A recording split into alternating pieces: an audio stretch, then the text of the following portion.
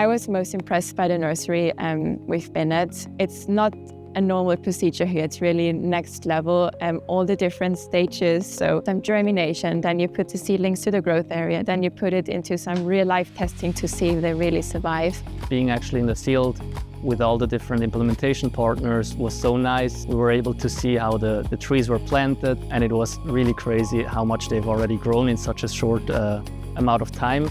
So I would just recommend any company to do a site visit, to come here, to see the nursery, to see the forest in action.